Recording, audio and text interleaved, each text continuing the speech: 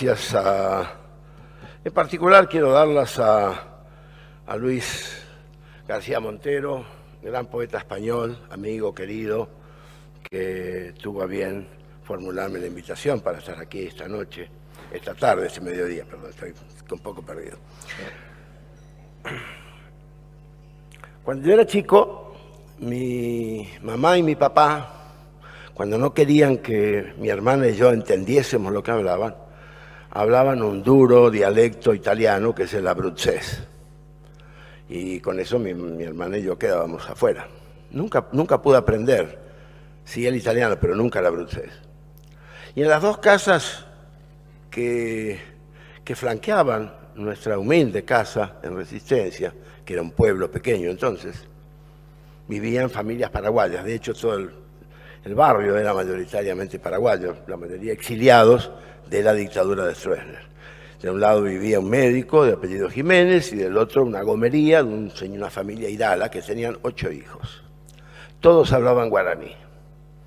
Con lo cual, yo ahora que pensaba cuando venía, yo estoy condenado al castellano, evidentemente, porque no pude aprender ninguna de esas lenguas, aunque puedo comprender uno que otro vocablo.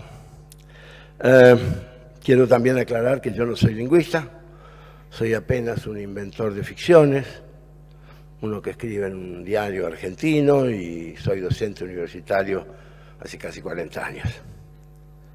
Estoy cierto de que históricamente los escritores de nuestra América tenemos la responsabilidad de ayudar a que nuestros pueblos mejoren su expresión hablada y escrita, y es ese un curioso magisterio que recorre nuestra inmensa geografía desde México hasta la Patagonia y la Tierra del Fuego, para que una generación tras otra entren en mundos poéticos y ficcionales en los que la bestialidad imperante en el mundo y la que vemos en nuestras calles a diario resulte al menos cuestionada, explicada y atenuada. Porque la escritura es una versión, acaso la más bella, de la lengua que hablamos. Y por eso toda lengua bien hablada, bien escrita y bien leída contribuye a la estética del mundo, aunque las grandes mayorías no lo adviertan. Y es claro que las democracias también se construyen desde el bien decir. Que la nuestra, la lengua de Cervantes, es un lugar común universal. Pero nosotros los americanos podemos decir que no solamente es la de Cervantes, porque también es la lengua de Sor Juana, de Sarmiento, de Borges, de Cortázar.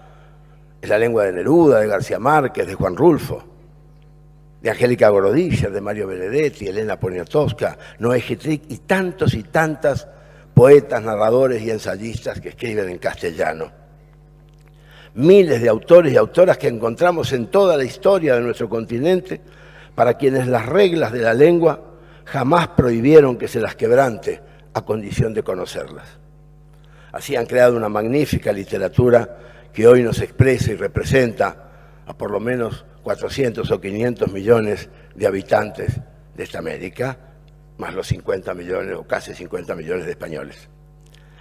La lengua que hablamos está viva y en expansión, y los escritores, periodistas, ensayistas e intelectuales en general que trabajan y se expresan en ella, contribuyen de manera principal a las modificaciones periódicas que acepta la Real Academia, que a la corta o a la larga siempre las admite, y las que no aceptan no por eso quedan desautorizadas. Es una lengua maravillosa, que siempre está más allá de lo canónico.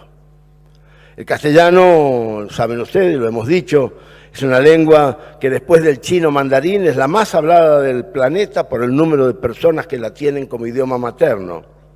Es también la lengua romance que ha alcanzado mayor difusión en el mundo contemporáneo. Es uno de los 6 idiomas oficiales de Naciones Unidas, el segundo más estudiado en todo el planeta después del inglés y el tercero más utilizado en Internet. Por supuesto, doy por descontado que han reparado ustedes en que no digo español, digo castellano. Y es que por más que todos los programas de computación del mundo cambien automáticamente el vocablo castellano por español, en realidad el idioma español, yo no sé si realmente existió o existe, y más bien presumo que su uso se generalizó por la sumisión al barbarismo de traducir el vocablo inglés Spanish. La mismísima Constitución española de 1978 después del franquismo, establece en su preámbulo, cito, proteger a todos los españoles y pueblos de España en el ejercicio de los derechos humanos, sus culturas, tradiciones, lenguas e instituciones. Fin de cita. Y en el inciso 1 del artículo 3 del título preliminar declara, cito, el castellano es la lengua española oficial del Estado. Repito, el castellano es la lengua española oficial del Estado. Todos los españoles tienen el deber de conocerla y el derecho a usarla. Y el inciso 2 precisa, las demás lenguas españolas serán también oficiales en las respectivas comunidades autónomas de acuerdo con sus estatutos. O sea que son muchas las lenguas que se hablan en España, pero el idioma, o sea, la lengua de un pueblo o nación y su modo particular de hablar, es el castellano. El español, entonces, y dicho con franqueza, es en mi opinión un concepto que empezó a instalarse a partir de traducciones, intereses económicos, intereses bancarios, de expansión geopolítica, y su imposición universal puede pensarse, yo lo pienso, que se inició hace menos de 30 años, cuando los fastos celebratorios del 5º centenario del desembarco de Cristóbal Colón en América. Y tengo para mí que esa instalación no fue ingenua, ni casual, ni inocente.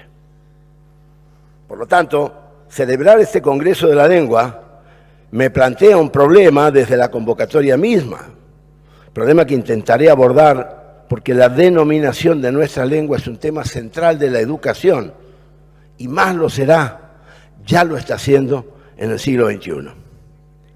Sabemos que toda cuestión educativa se relaciona, lógicamente, con la lingüística, por lo que corresponde empezar recordando que esta mesa refiere y obliga a reflexionar los retos del español en la educación en el siglo XXI.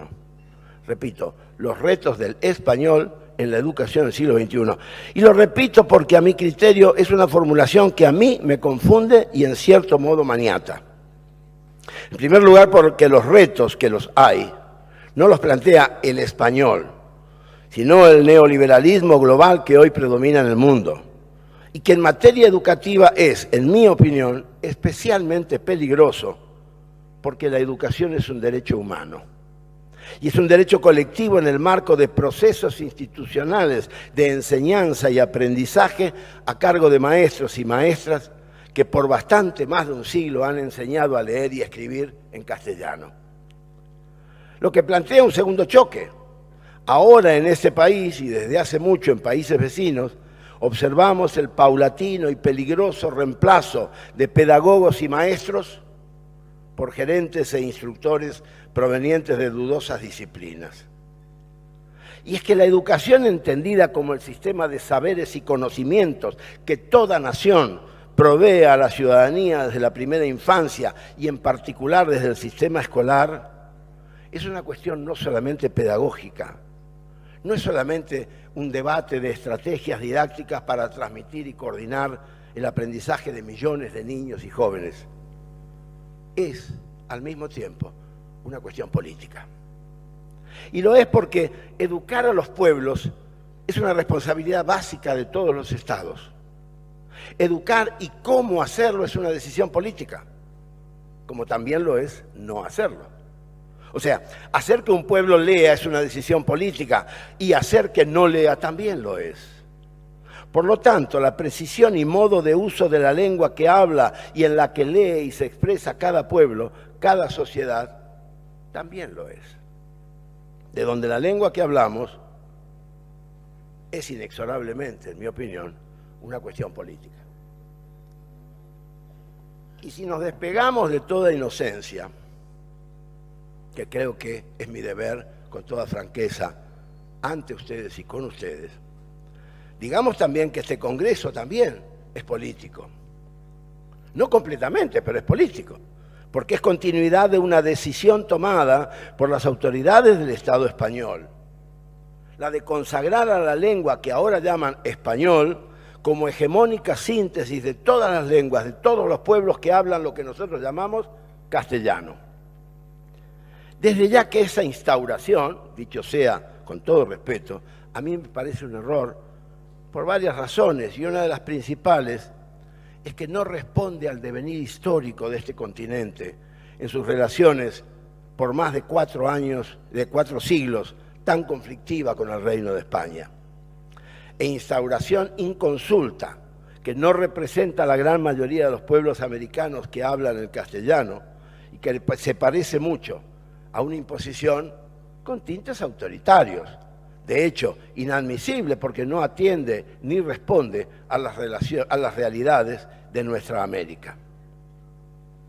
Yo creo que al contrario, esta imposición niega, igual que hace 5 siglos, la vigencia y vitalidad de las lenguas originarias que se hablan a la par del castellano en lo que hoy son más de 30 naciones americanas.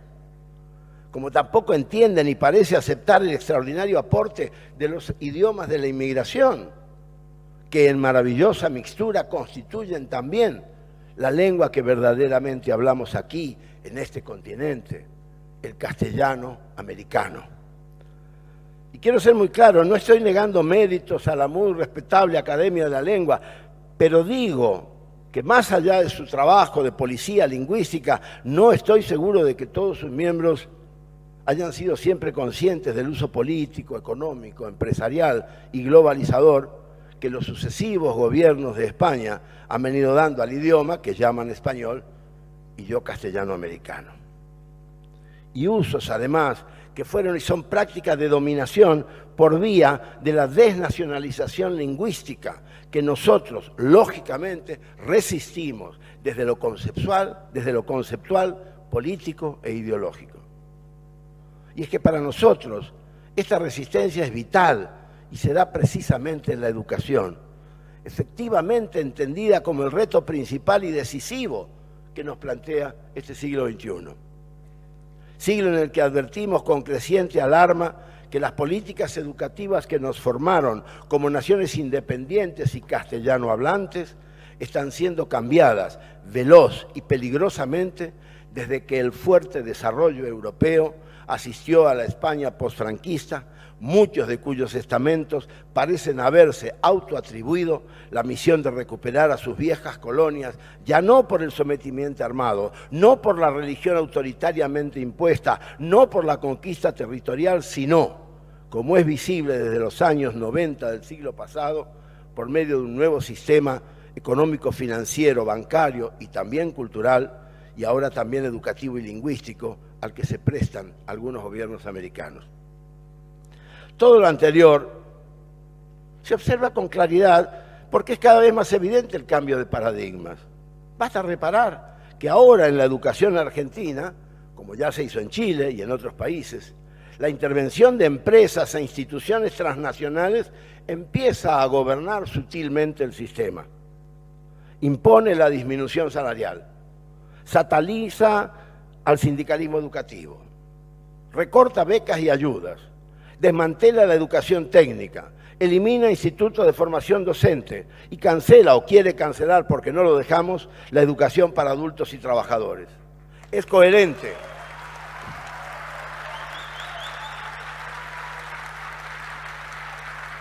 Es coherente así con las políticas de desindustrialización, una de cuyas consecuencias es el abandono de la educación pública en el interior del país en todos los niveles. Y que a lo mejor desde Buenos Aires, desde el ministerio que encabeza el respetado doctor Finocchiaro, y se lo digo con lealtad y respeto, y él lo sabe, a lo mejor desde Buenos Aires no lo ven, no lo comprenden totalmente, pero es un abandono que es pedagógico, edilicio y de formación docente. Lo que en un país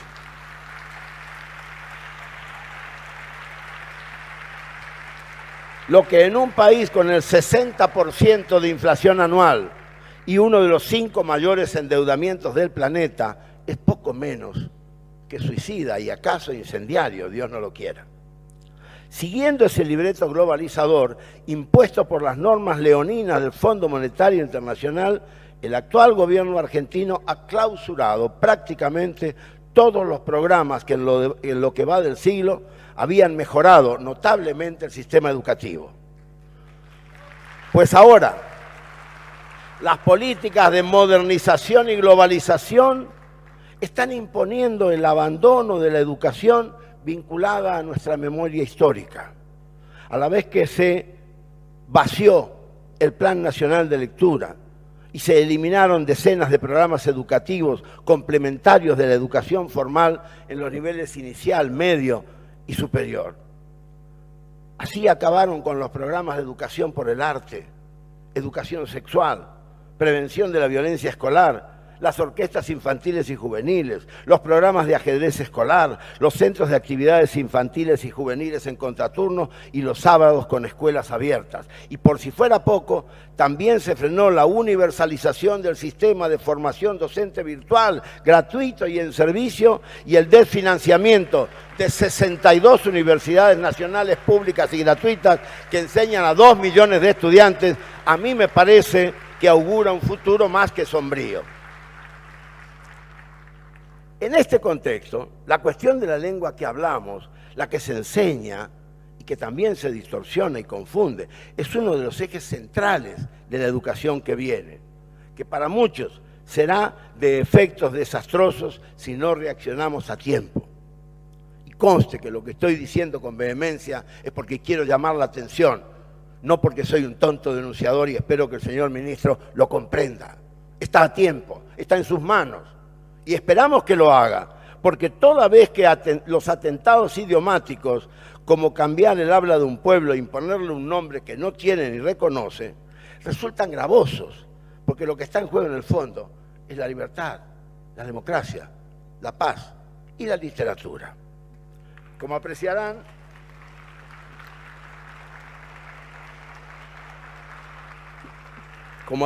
ustedes, esta reflexión sobre idioma y educación lo es también sobre la libertad y de la democracia, porque se destruye un sistema educativo que aún con fallas, y tenía fallas, pero funcionó durante más de un siglo, eliminó el analfabetismo y posicionó a algunas universidades argentinas, públicas y gratuitas, entre las mejores del mundo y de las que salieron 3 premios Nobel.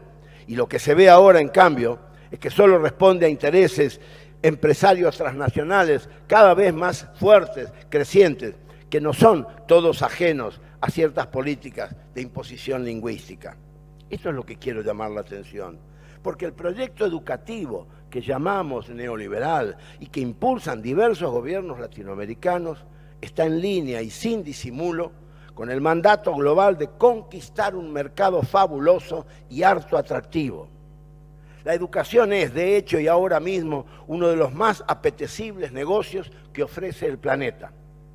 Y negocio que hasta ahora no estaba en el mercado, digamos, por una serie de pruritos históricos que bien puntualiza la doctora Emilia Ferreiro en su libro Pasado y Presente de los verbos leer y escribir.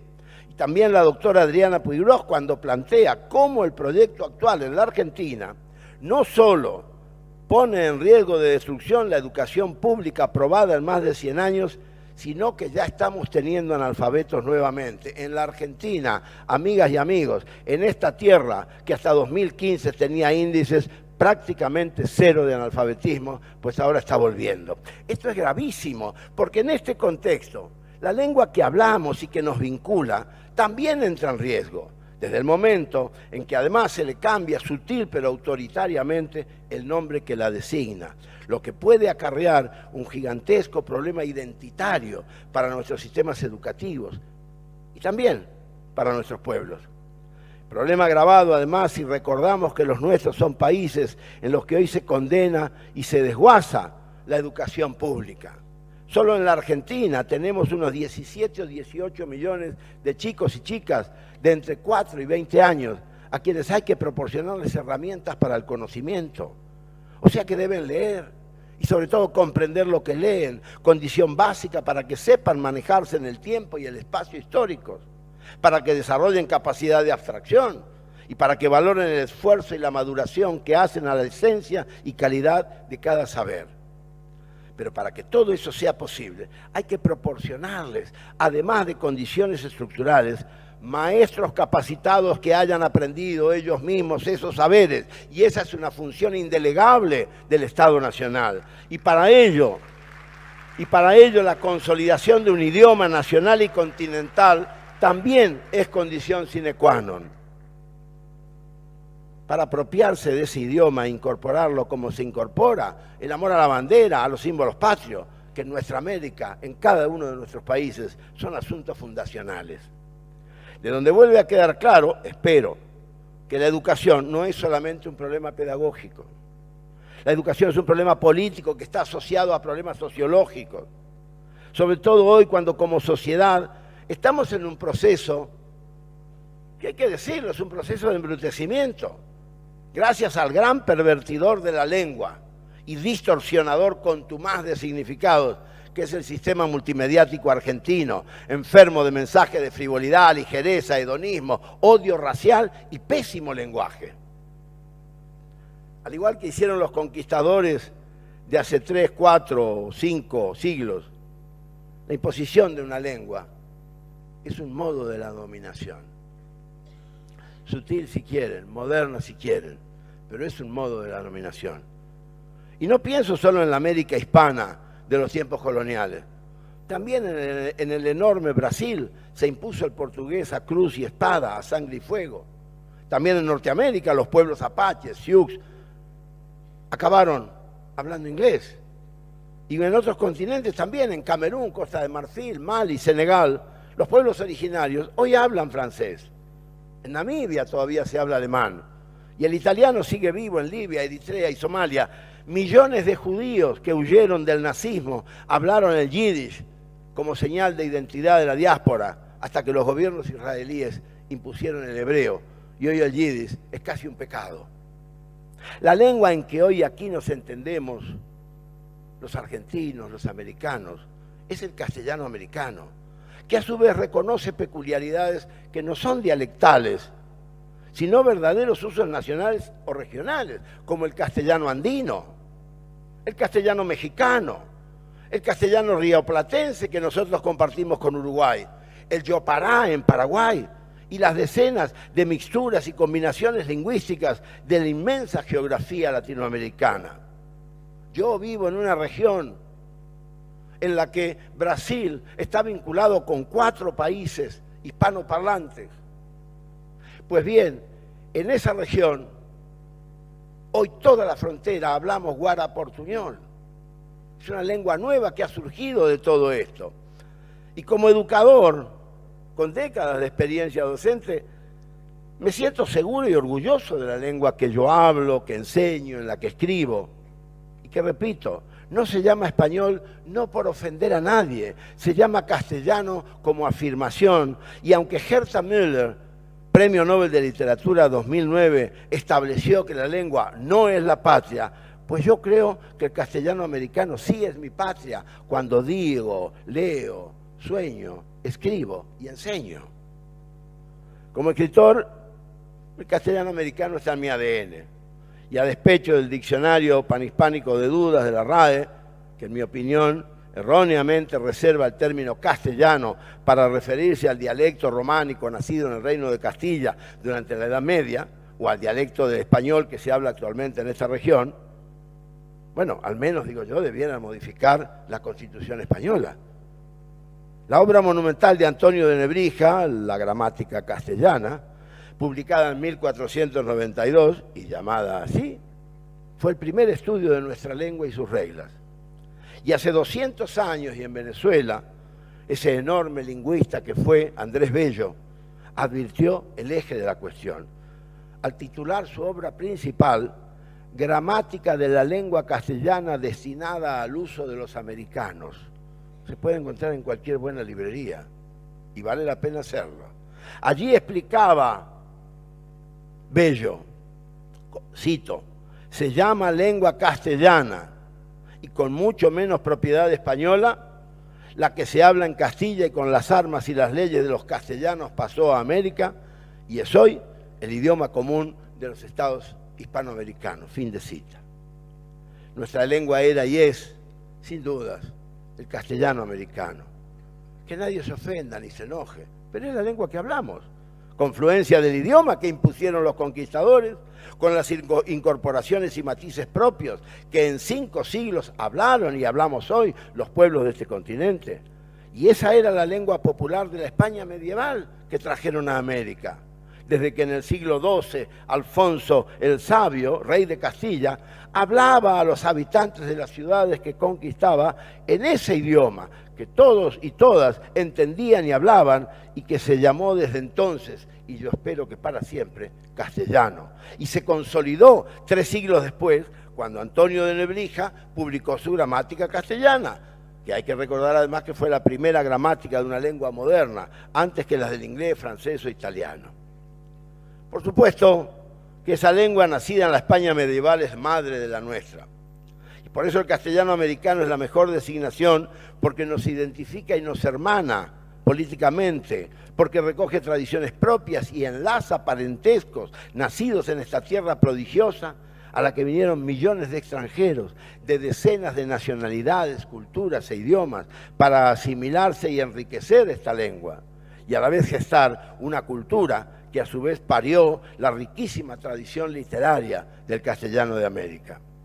Entiendo que dado que la lingüística estudia la complejidad de los sistemas interrelacionados de una lengua histórica y terminológicamente se recogen y analizan los diversos usos denominativos de una lengua o familia de variedades, podría resultar lógico que ambos términos fueran válidos, español, castellano. Pero cuando esa lengua histórica y tan popular es considerada necesariamente desde la sociología política, la educación de los pueblos y la práctica cotidiana de un continente entero, el nuestro, entonces la cosa cambia, porque son las razones socioculturales y sociopolíticas las que definen la vida de los pueblos, no los textos escritos por abogados y constitucionalistas. Así como en España conviven las lenguas autonómicas, el euskera, el gallego, el catalán, el febre, el valenciano, el mallorquí y diversos dialectos regionales, de igual modo que en Italia y en toda Europa están vivos y actuantes decenas de dialectos, al menos aquí en la Argentina la democracia que tan arduamente conquistamos, en menos de 30 años de democracia, revitalizó casi todas nuestras lenguas originarias. Hoy hay por lo menos 2 millones de argentinos y argentinas que hablan aymara, quechua, guaraní, mapuche, colla, com, huichí y una decena de lenguas más. Ninguna de las cuales pretende neutralizar ni eliminar la lengua común que nos identifica en el mundo, que es el castellano rioplatense, que hablamos argentinos y uruguayos, cualquiera sea nuestro origen étnico. Y es que esta lengua fabulosa, ocurrente, inagotable, cuyo nombre y validez yo estoy tratando de poner en cuestión y a la que siempre se pretende legislar y encorsetar, en boca de millones de latinoamericanos y latinoamericanas es capaz de parir frutos magníficos, originados en la libertad de expresión de nuestros pueblos, siempre capaces de giros, hallazgos, retruécanos, nacidos del buen humor, de los pesares y que multiplican nuestra ya natural riqueza expresiva. No digo que esto en España no suceda, Dios me libre de ello, es que ya he sabido todo lo que España nos ha dado, y no solo inmigraciones de gente laboriosa, sino que también nos dio nuestros clásicos. España son nuestros clásicos, son nuestros maestros, son nuestros formadores de estilos y estéticas. España nos ha dado lingüísticamente la vida misma, bien o mal, convenciendo o zurrándonos, nos impuso y nos legó para siempre una lengua maravillosa. Lo que yo estoy cuestionando es otra cosa. Lo que estoy cuestionando es la imposición de un nombre que está negando una esencia de 5 siglos. A todo esto han contribuido hermanos de otras geografías, que no son iguales, pero son hermanos. Vinieron de países y provincias plurilingües para hacer aquí en esta tierra más plurales e inclusivos. Nosotros, los chaqueños, en mi tierra, lo sabemos perfectamente. Miren, en mi tierra, en pleno siglo XXI, están vivos aún dialectos alemanes, checos, búlgaros, árabes, turcos, polacos, judíos de todas las diásporas, montenegrinos y ucranianos que formaron el Chaco contemporáneo junto con italianos, franceses, ingleses y suecos. Y a los que ahora se suman, enhorabuena, el guaraní, el com, el huichí, el mocoich. En mi provincia hay 4 lenguas oficiales, hay un sistema educativo que se creó hace 14 años, que es un sistema educativo bilingüe para cada una de estas lenguas, con escuelas que se crearon y que se construyeron y que ahora están vacías, porque los chicos no tienen para qué comer, no pueden ir ni siquiera atravesando el monte por la debilidad que tienen. Y esto no me lo cuenta, esto lo veo yo porque vivo ahí. Entonces, por supuesto, también hay que sumarle el Yopalá y el Guaraportuñol. Miren, esa amalgama fenomenal, maravillosa que se produce cuando las lenguas son la tierra misma y son la identidad y son el habla de los pueblos, esa formación social y cultural que es lengua nuestra, sudamericana, latinoamericana, indoamericana, es un fruto plural. Y ese fruto plural, digo para terminar, tiene hoy expresión y carácter idiomáticos peculiares, además de una propia y riquísima tradición literaria. Así la hablamos y sobre todo así la escribimos y así es leída en todo el país y en todo el continente, porque es pronunciada y es escrita en el castellano de nuestra América. Muchísimas gracias.